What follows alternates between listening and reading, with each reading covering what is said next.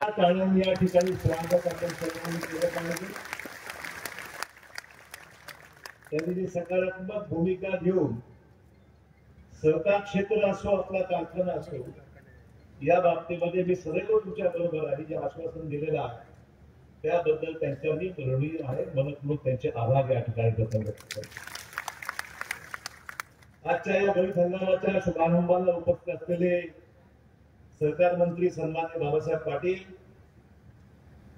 आज पंढरपूरहून खास आलेले विठ्ठल सहकारी साखर कारखान्याचे सन्माननीय चेअरमन कल्याणरावजी काळे, माजी आमदार महानगराचे भाजप अध्यक्ष अमर राजूरकर, नरेंद्र चव्हाण चेअरमन कारखान्याचे, गणपतराव तिडके माजी चेअरमन, संजय लहानकर, लक्ष्मणरावजी जाधव, चैतन्य बापू देशमुख, आमचे एकनाथ पवार साहेब, दत्ता पाटील कोकाटे, सचिन पाटील उमरेकर, गोविंदजी नागेलीकर, बाळासाहेब बारडकर, डी आर कदम, बालाजी बच्चेवार, बालाजी गव्हाणे, दत्तू देशमुख, दिवाकर रेड्डी, शामराव पाटील टेकाळे, गांधी पवार, जगदीश पाटील, बाळासाहेब प्रल्हादराव देशमुख, भोशीकर, प्रकाशराव देशमुख, वैशू भोशीकर, बालाजी कुवेड, विश्वास देशमुख, आपले उपनिबंधक, त्याचबरोबर दिलीपराव सोनखानकर, किशोर पाटील नगुटकर, माणिकराव जाधव, गजानन कदम, कैलास दाड, या ठिकाणी उपस्थित असलेले कार्यकारी संचालक श्याम पाटील, सर्व आपले पत्रकार बांधव, या ठिकाणी उपस्थित असलेले सर्व उत्पादक शेतकरी,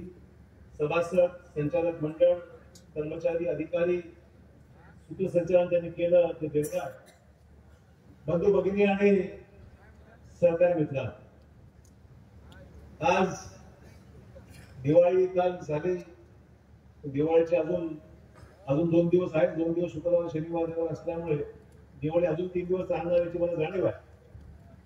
परंतु दीपावलीच्या या शुभ मुहूर्तावर प्रथम मी आपल्या सर्वांना दीपावलीच्या शुभेच्छा देतो, पाडव्याच्या शुभेच्छा देतो।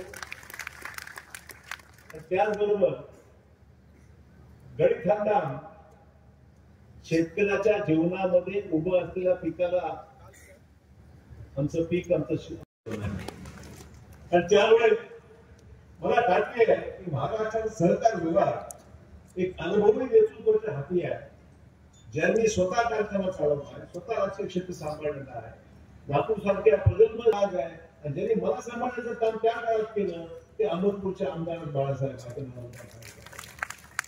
आणि त्यामुळे या मित्रत्वाच्या संबंधातून सहकारातून समृद्धी झाली पाहिजे, घोषवाक्य सगळ्या सहकार विभागाचा आहे की ज्या माध्यमातून आपल्याला सहकारातून हे वर्ष आपल्याला माहिती आहे 2 इंटरनॅशनल आंतरराष्ट्रीय स्तरावर फक्त भारतातच नव्हे संपूर्ण जगामध्ये ज्या ज्या ठिकाणी सहकार क्षेत्र आहे त्यासाठी हे महत्वाचं वर्ष 2025 सहकारीसाठी आंतरराष्ट्रीय सहकारी वर्ष आहे। आणि म्हणून या सहकारी वर्षामध्ये बाबासाहेब निर्णय धडाधड घेऊन टाका।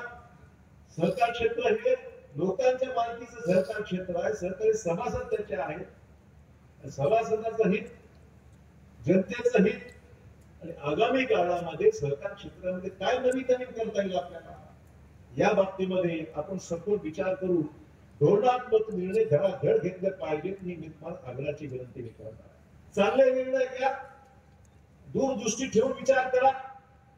या बाबतीमध्ये मला देशाचे गृहमंत्री आणि विद्यमान सहकार मंत्री देशाचे अमित भाई शाह यांचे आभार मानले पाहिजे की गेल्या वर्षभरामध्ये त्यांच्याकडे सहकार विभाग नवीन आला। मोदी साहेबांनी सरकार देशामध्ये सहकार विभाग नव्हता आणलं, राज्यापुरती मर्यादित होता, पण मोदी साहेबांनी पूर्ण देशामध्ये सहकार क्षेत्र केंद्राकडे खातं उघडलं सरकार क्षेत्राचं, आणि सहकार विभागामध्ये अनुदानाचे निर्णय घेतले। असं आहे की सहकार क्षेत्राचा निर्णय एखादा 4-6 महिने उशिरा झाला भाव पडतात, बाहेरून साखर येते, निर्यात निर्बंध येतात, हे सगळ्या गोष्टी रोज पाहावं लागतात। साखरेचा आज काय उद्या काय लोकांना वाटते की भाव साखर द्या, आपण बऱ्याच वेळ साखर यंत्र गेल्या वर्षभरामध्ये साखरेचे भाव स्थिर झाले, 3,900 असतात। या नवीन निर्णयामुळे आता डिस्टिलरी जे 4 महिने चालत होती ती 12 महिने चालता येईल, त्याच्यावर तुम्हाला पैसा हा वर्षभर फक्त उसावर पैसे मिळत नाही, साखरेवर पैसे मिळत नाही।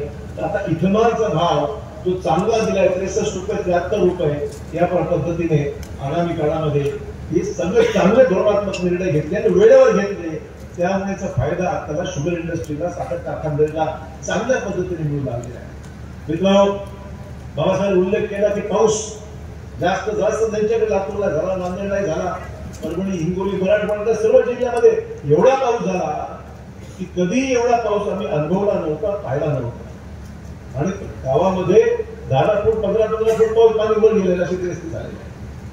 आणि त्यामुळे मी बाबासाहेबांना मोठी सूचना करणार आहे. एक तर आपल्याकडे धरणाचा साठा जो आहे तो आम्ही 6 ते 7 पाळ्या सध्या आम्ही देतोय. आपण तिथलं क्षेत्र आहे ते सिद्धेश्वरचं आहे. आपण जे पाणी सोडतो ते वर्षभरामध्ये 6 ते 7 पाळ्या, खरीमध्ये रब्बी धरून 6 ते 7 पाळ्याला आपल्याला पाणी मिळतं. आणि नंतर वर्षभरात ते पाणी संपल्यानंतर मग पुढच्या साठवणीसाठी आपण पाणी प्यायसाठी राखून ठेवतो. उन्हाळ्यामध्ये पाऊस कमी पडतो तेव्हा पाऊस आलाच नाही तर जुलैपर्यंत कसं ओढता आलं पाहिजे म्हणून आपण करतो. आज सगळे धरणं मराठवाड्यात 100% धरणं भरलेली आहेत. 100% धरणं भरलेली. आणि म्हणून मी काल अधिकाऱ्यांची चर्चा केली. मी त्याला सांगितलं की धोरणात्मक निर्णय वरिष्ठ पातळीवर घ्यावा लागणार आहे आणि तुम्ही त्या तुमच्या लोकांवरच्या सुचवा तुम्ही की जे 7 पाळ्या देतो ते आपल्या 7च्या ऐवजी मधून जर पाणी सोडत राहिलं धरणातून तर शेतकऱ्याची गरज जेव्हा असते त्याला पाणी मिळालं पाहिजे. 7च्या थोडं जास्त पाणी घेणं हरकत नाही. वर्षभरामध्ये 50% तरी धरण कमी आपल्याला खाली करता आलं पाहिजे आणि पाऊस चांगला पाहिजे हिशोब लक्षात घेऊन आपल्याला उर्वरित काळामध्ये पाणी साठवून ठेवलं तर पाऊस उशिरा जरी आला तर पाऊस आल्यानंतर धरण पुन्हा भरतं. आपण काय करतो, शेवटी धरणाचं पाणी सोडतो. आपल्याला पाण्याचं रोटेशन कशा पद्धतीने दिलं पाहिजे याच्या पुढे फेरविचार करायची गरज आहे. पाणी शेतकऱ्याला जाणार शेवटी. त्यामुळे अतिरिक्त पाणी जे आपलं अपेक्षित आहे ते बाहेर सोडायची वेळ जेव्हा येईल तेव्हा आपण बघू त्या सर्व टीका झाली, असं झालं तर कमी झालं तसं झालं. पण घेर तर धरलं पाहिजे. नावच नाही नांदेडला थांबायला एक दिवस तर थांबायला तयारच नाही. यांना कुठेही पाहिलं तर इलेक्शन शिवाय पर्याय नाही. इलेक्शन असं केलं कसं केलं नांदेडचं नावच नाही, आमचं ह्या मिळालंच नाही. अरे म्हणून 24 तास तुम्ही थांबा. नांदेडचा जिया निघतो आहे उद्या निघतो. 24 तासात जिया आला त्याच्या नांदेडचं नाव होतं आपलं. बाकीच्या हिशोब आहे, काही कॅल्क्युलेशन आहे, माहिती यायची असते. सरकारी एवढंच आहे. आणि काय तुमचं वाईट चिंतनाने आहोत का? विचार चांगलं मिळालं पाहिजे, विचार त्यांनी फायदा देता आला पाहिजे. नाही, यांचा दुधामध्ये मिठाचा खडा हे टाकलाच पाहिजे. टाकल्याशिवाय ह्याला कोण विचारणार हा प्रश्न आहे. रोज काहीतरी नवीन कार्यक्रम करत जायच्या त्या सगळ्या पद्धतीने कसा अर्थ निर्माण होईल त्या ठिकाणी लक्ष द्यायचं. आणि त्यामुळे मला आश्वस्त करायचं आपल्याला, आपण चिंता करायची गरज नाही. चिंता करायला आम्ही बसलेलो आहोत की मी तुम्हाला जाहीर सांगतो. संपूर्ण असो नसो आम्ही तुमच्यासाठी आमचं जीवन समर्पित केलेलं आहे. आणि आगामी काळामध्ये सुद्धा नांदेड जिल्ह्याला न्याय देणारं आपलं सरकार आहे. मुख्यमंत्री फडणवीस साहेब आहेत, अजित पवार आहेत, एकनाथ शिंदेजी आहेत. आणि त्या सगळ्यांचं नांदेड जिल्ह्याकडे बऱ्यापैकी त्यांची मदत आहे मला मुद्दाम सांगितलं. त्यामुळे तुम्हाला काही चिंता करायची गरज आहे असं मला वाटत नाही. आमची बहीण या ठिकाणी धनश्री देशमुखांचा बॅनर घेऊन आल्या.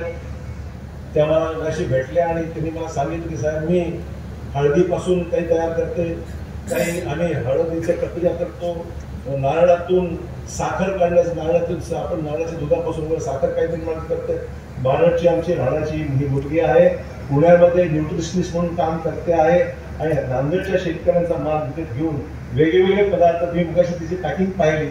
परदेशात लंडनमध्ये एखादं पॅकेट मिळावं तसं सुंदर पॅकेट तिथे तयार करून आहे. मला वाटतं की आपण सुद्धा नवीन पद्धती नांदेडमध्ये भरपूर आमचे शेतकऱ्यांची मुली आहेत, चांगले शिकलेले आहेत, चांगलं काहीतरी करण्याची इच्छाशक्ती आहे. मी तर म्हणेन मगाशी श्रीजाला मी सांगितलं म्हटलं आपल्याकडे केळीच्या पानापासून सुद्धा पत्रावळ्या निर्माण आपण करू शकतो. केळीपासून वेफर बिस्किट हे तयार करू शकतो. वेफर खूप आहे जे आज मुंबई पुण्यामध्ये काम करतायत. अशा लोकांना पुढे केलं पाहिजे आणि जे इतर बाय प्रोडक्ट निर्माण करण्यासारखे असतील त्याचा विचार आपल्याला आगामी काळामध्ये निश्चित करावा लागणार आहे. अनेक विषय आहेत पण मी याला अधिक वेळ त्याच्यामध्ये घेणार नाही. आपल्याकडे काही खांडसाऱ्या वगैरे सुरू होतात कमी जास्त होत राहतात. मला सरकारबद्दल विनंती करायची आहे की शुगर केन कंट्रोल ऑर्डर जी आपली आहे त्याची व्याप्ती फक्त कारखान्यापुरती मर्यादित न ठेवता खांडसारी सुद्धा इन्क्लूड केल्या पाहिजे. त्याच्यामध्ये जे नियम आहेत कारखान्याचे तेच नियम खांडसारी सुद्धा लावले पाहिजे. आमचं काही म्हणणं नाही, खांडसारी सुद्धा चालावी, तक्रार नाही. अतिरिक्त ऊस असताना मिळावं, त्यांनी भाव जास्त देतील तर आम्हाला काही म्हणणं नाही. पण मुद्दा फक्त एवढाच आहे की नियम म्हणजे नियम, तो नियम कारखान्याला, तोच नियम खांडसारीला असला पाहिजे, अशा प्रकारची अपेक्षा मला या ठिकाणी मुद्दा या ठिकाणी सांगायची. आणि MSPच्या बाबतीमध्ये चेअरमन आपल्याला बोललेच आहे, ज्याप्रमाणे FRP आपण देतो, कारखान्याला जर ऊसाला एवढा भाव दिला पाहिजे सरकारचा आदेश असतो, त्याच पद्धतीने साखरेचा भाव सुद्धा सरकारने बांधून दिला पाहिजे. साखरेचा भाव चांगला असला तरच FRP द्यायला सोपं जातं. आणि म्हणून मार्केटमध्ये देत असताना आपल्याला MSP मिनिमम सपोर्ट प्राईस जे असते ते सुद्धा आपल्याला वाढवून देण्याच्या बाबतीमध्ये दोन्ही निर्णय एका वेळेस घेतले तर काही भानगड नाही. शुगर प्रोडक्शनची कॉस्ट आहे, कारखान्याचा खर्च आहे, वजा जर केलं, पगार आहेत, मेंटेनन्स आहे, सगळा विषय जर काढला, MSP तुम्ही कारखानदार स्वतः तुम्हाला माहिती आहे की आपल्याला कशा पद्धतीने हा सगळा विषय हाताळायचा आहे. आणि त्यामुळे त्याचा फक्त थोडक्यात उल्लेख या ठिकाणी केलेला आहे. आपण एक्सपॅन्शनच्या प्रक्रियेमध्ये आहोत. इथे 5,000 टन क्रशिंग आणि डोंगरकडाचे 5,000, रोज 10,000 टन क्रशिंग आपल्या भागात होईल असा आमचा प्रयत्न आहे. आणि तुम्ही काय करताय म्हणून तुमचं मनात ऐकावं लागतं, काय करावं. त्यामुळे तुम्ही म्हणता साहेब तू स्वतः गेलंच नाही, चाललो आम्ही तिकडे बाबासाहेब तयारच आहेत. बाबासाहेबांच्या पलीकडेही आहेत होतं, पण बाबासाहेब विचारून जातात. बाबासाहेबांचे एक चांगलं काम आहे, बाबासाहेब विचारतात नेऊ का, आणि हो म्हणलं की नेतात, नाही म्हणत काही म्हणत नाही. दुसरे मुद्दामून घेतात, ठीक आहे दुसऱ्याचं काय म्हणायचं, पण बाबासाहेबांची सवय आहे. आम्ही एक लोक लागते, कधी ते म्हणतात आमचा घेऊन जा, कधी म्हणतो आम्ही आमचा घेऊन जा. आता थोडंफार आमचं ऍडजस्टमेंट चालत राहते योग्य पद्धतीने, जेव्हा अतिरिक्त असतो तेव्हा काय अडचण असते त्यावेळेस चालत राहते. परंतु आपण सांगताना एक सांगतो, दुसऱ्याचं म्हणायचं म्हणत नाही मी. पण भाव 2500 दिले, काही लोकांना सांगितले 2900 2700 दिले, किती बघा म्हणजे भाव शेतकऱ्याचे भाव ते घेऊ इच्छित नाही. तर शेतकऱ्यांना साहेब त्यांनी घेऊन सांगितलं एवढंच पैसे मिळाले. अरे बाबा म्हटलं तू माझ्याकडे आला असता तर 2670 दिले असते की नाही, मी बाकीचे दिले, तू गेला तिकडे घे तिकडे, मग काय घ्यायचं. तर असे काही विषय आहेत, तर जाऊ द्या. म्हणजे आमच्या मोदी साहेबांनी एखादी गोष्ट सांगितली की पाकिस्तानचं युद्ध का थांबवलं, तर तिथल्या कमांडर इन चीफ CDS जो आहे पाकिस्तानचा, त्यांनी विनंती केली म्हणून युद्ध थांबवलं. आणि तिकडे ट्रम्प म्हणतात की मी मध्यस्थी केली म्हणून थांबवलं. लोक म्हणत नाही ट्रम्प म्हणला ते खरं असेल, म्हणजे आमचं ऐकायचं नाही, ट्रम्प म्हणला ते खरं वाटते, आमचं काहीच खरं वाटत नाही. असं विचित्र आहे. म्हणजे आपल्या घरचं ते खरं नाही, दुसऱ्याने सांगितलं ते खरं. ट्रम्पने काय गोंधळ घातलाय तुम्ही पाहिला, कसा गोंधळ जगात गोंधळ चाललाय. भारतातली माणसं परत पाठवणं सुरू केलं, त्यांचं सगळं विजा कमी करून टाकले, नवीन विजा तर मिळत नाहीये. भारतीय लोक शिकायला अमेरिकेमध्ये त्याला परत यावं लागलं, अशी परिस्थिती निर्माण केली आहे. तरी म्हणतात ट्रम्प म्हणलं असेल तर खरं असेल, मोदी म्हणले ते खरं नाही, अशोक चव्हाण म्हणले खरं नाही, तो शेजारी म्हणला ते खरं. घरच्याची किंमत नाही, घरची मुलगी असं. त्यामुळे विश्वास ठेवा, घरचा माणूस जे सांगतो त्याच्यावर विश्वास ठेवा. आम्हाला रोज यायचं तुमच्याकडे, आता इथं आता पुढे यायचंच आहे, एरवी तर रोज जाईल ना, रोजच आहे. आज त्याचा बाबासाहेब जातो लागतो, मी तिकडेच आहे. त्यामुळे इकडे जे काही सांगतो आहे विश्वास ठेवला पाहिजे. आम्हाला ते खोटं बोलून वेळ मारायचा नाही. आम्ही जे सांगतो ते काही दीर्घकालीन विचार करून तुमच्यावर गोष्टी म्हणतो. आम्हाला दिसतं की एक्सपेन्शन केल्याशिवाय पर्याय नाही, खूप जास्त होतो, चांगली गोष्ट आहे. आपल्या भागात आगामी काळात निश्चित नांदेड लातूरमध्ये खऱ्या अर्थाने दुग्ध शर्करा योग कोणी आणला असेल तर बाळासाहेब जाधवांनी त्यावेळेस आणि बाबासाहेबांनी दिला, हे दिवस आम्ही विसरू शकत नाही. आणि म्हणून हा सातत्याने राहणारं जे नातं जे प्रेमाचं आहे निश्चित कायम राहील. आणि एकमेकास सहाय्य करू आणि सहकार क्षेत्रामध्ये जे अनुलग्न बदल होऊ लागलेले आहेत.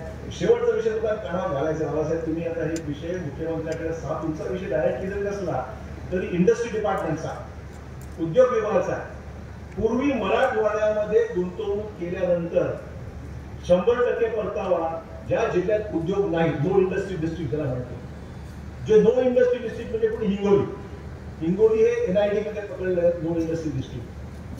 मागच्या काळामध्ये काही निर्णय चुकीचे झाले. डिपार्टमेंटचा प्रस्ताव असा होता की सहकार क्षेत्रातल्या कारखानदारीला मदतीची आता गरज नाही, आणि म्हणून आपण जो परतावा देतोय मराठवाड्यामध्ये किंवा राज्यामध्ये तो परतावा देण्याची आता गरज नाही. तर प्रायव्हेटला चालू आहे, तर प्रायव्हेटला चालू तर सरकारला का नको. बंद सगळं बंद केलं असतं चाललं असतं का? आमचं म्हणणं एवढंच आहे, ज्या पद्धतीने हिंगोली जिल्ह्याला 100% परतावा आहे, नांदेड जिल्ह्याला म्हणलं 50 का 60% काय परतावा आहे, म्हणजे तुम्ही जे 100 रुपये खर्च केले तर तुमचे 100 रुपये तुला परत सरकार देते, जीएसटीचे पैसे सरकार परत करते, तुम्ही तुमची गुंतवणूक फ्री होते, सरकारच्या पैशावर तुमचा कारखाना चालतो. तो निर्णय हिंगोली लागू होता. तो मधल्या काळामध्ये तो निर्णय रद्द झाला. की फडणवीस साहेबांना बोललोय, पत्रही दिलंय, म्हटलं आम्हाला हिंगोली आणि नांदेड लागून आहे, मराठवाड्यातली जी काही सोबतची अगोदरची होती परताव्याची ती सोय परत तुम्ही उपलब्ध करून द्या, ज्यामुळे मराठवाड्यात कारखानदारी वाढेल आणि मराठवाड्याच्या लोकांच्या हाताला काम मिळेल. हा निर्णय तुम्ही पूर्ववत त्या ठिकाणी घ्या. हा इंडस्ट्री डिपार्टमेंटची एक सब कमिटी आहे, मुख्यमंत्री चेअरमन आहे त्या कमिटीचे, त्या कमिटीमध्ये हा निर्णय तुम्ही आग्रहपूर्वक घ्यावा की सहकार विभाग, सहकार मंत्री या नात्याने मराठवाड्यात होणारी गुंतवणूक याला 100% परतावा दिला पाहिजे. हा आग्रह तुम्ही धरा. आमचं पूर्ण समर्थन आहे. मराठवाड्याच्या हिताचा निर्णय होईल एवढं फक्त महत्वाचं सुचवायचं. हा महत्वाचा विषय आहे. पैसे गुंतवणुकीत तेवढे 100% पैसे परत मिळतात. म्हणून ती करताय पुढचं पाऊल तुम्ही टाकावं. तिथे उद्योग अधिक यायचा, रोजगार द्यायचा, बेरोजगारी दूर करायची आहे. हे रोजगार दूर करायचं कारखानदारी यावे लागेल, गुंतवणूक यावी लागेल. तुम्ही हायर रेटचं एक चांगलं सेंटर आपल्याकडे जवळपास 300 कोटी रुपये सरकार देणार आहे आणि कॅन्सर सारख्या असाध्य रोगावर ट्रीटमेंट करणारं शंकरराव चव्हाण मेडिकल कॉलेजला ते सोय होणार आहे. लक्षात ठेवा. येडेगावला आपलं ग्रामीण पीएससी होतेच आहे. येडेगावचा जी काही कामं आपली अपेक्षा करतो, सहकार मंत्र्यांचं मनपूर्वक स्वागत करून आपली रजा घेतो. जय हिंद, जय महाराष्ट्र.